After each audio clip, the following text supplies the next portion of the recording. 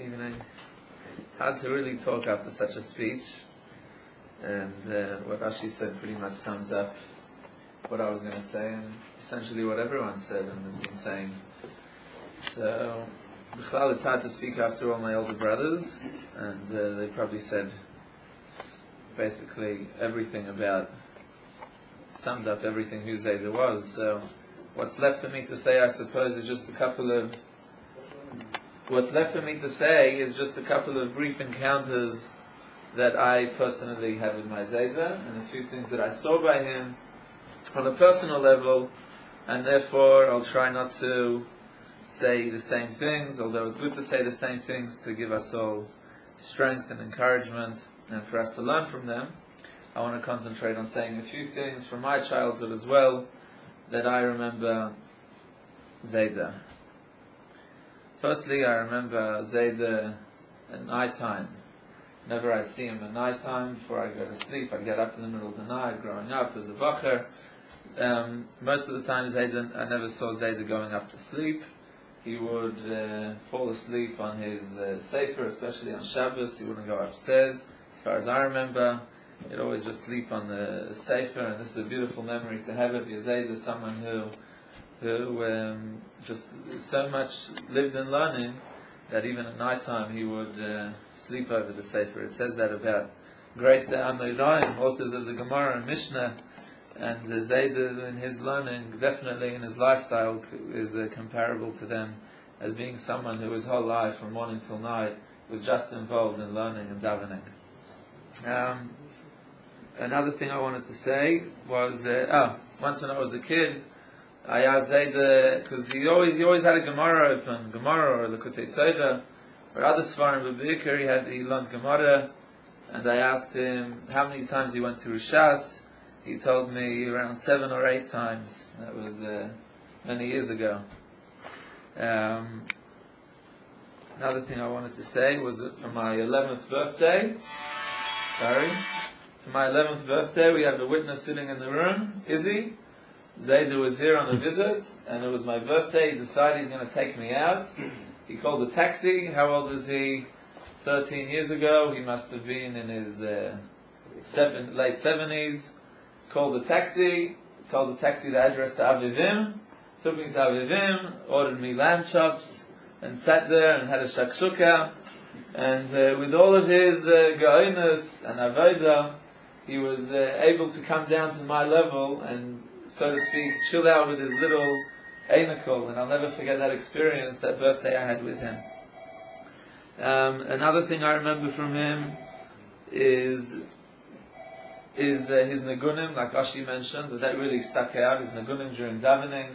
We had the Kamana Rebbe comes every year, stays here, and I'll never forget the Kamana Rebbe standing outside his door to the purple room upstairs, where he called home the past 5 years, and he would just stand there for a long time, just listening to the nagunim that Zaide would sing during davening, and have incredible esoidus and tell us all what a schus we had to have Zaide. But as a kid, even growing up, and when I went to Washington and Baltimore, I just sit there and listen to Zaide singing nagunim during davening, and that really gave myself a lot of chayas and koyach in avodah. One of the things the Rebbe said about Zaide, that he is a lamdan God agroisa and an ovid God agroisa. That he spoke about 3 different chassidim, and spoke about the attributes of all 3 of them. And about Zaide, he said he was a very, very big lamdan. He's someone who actually sat and learned, and a very, very big ovid. And obviously, as the Frierdiker Rebbe said, that lamdan isn't someone who knows how to learn, it's someone who actually sits and learns. Zaide really exemplified the person who actually sat and learned. So, there are many of us who know how to learn and know how to do good things, but not necessarily do it. Zaide really did that the whole time. He actually learned.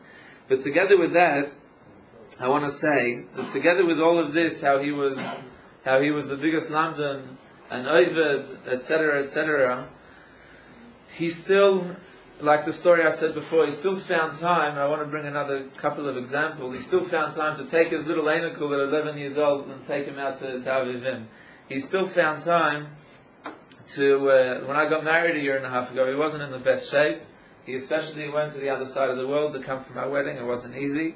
So we're very thankful for that. And he found time as well to be interested in not just the ruchnius. Yes, he would, every time you'd see him in the morning, doesn't matter what time of day, the first question was, Shen gedavent? He wanted to know if he davened. But more than that is the interest he had in our Gashmiistic lives as well. And he would, like recently when I was learning Chazanas, so he personally, I didn't have a problem with, my parents always helped me out, but Zaide said, I want to pay for your voice lessons. And he really wanted to do it, so I let him do it for a while. And he would really, every time he'd see me, how's the Chazanas? Sing me a shtickle Chazanas. And he'd hear, he'd say, he'd know how to criticize. He knew how to criticize, but he'd do it in a loving way. So I think the Gdula that I'm trying to concentrate on over here and trying to portray to you all is the fact that even though he was such a ruchniistic, a holy person, a person like that, you can count on your fingers how many such yidden there are left in this world who just sit from morning till late at night and just their whole lives are learning and davening, but still to find time to call up all of his mushpaim and call up all of even the people in Baltimore and wherever. I was in Israel a few times. I get a phone call. Who is it? Zaide's calling me. I wouldn't call. He'd call me. So he found time to go into the details of our lives. He found time to go into actually the Gashmias and to care about the Gashmiistic things as well. In that I see his real Gdula.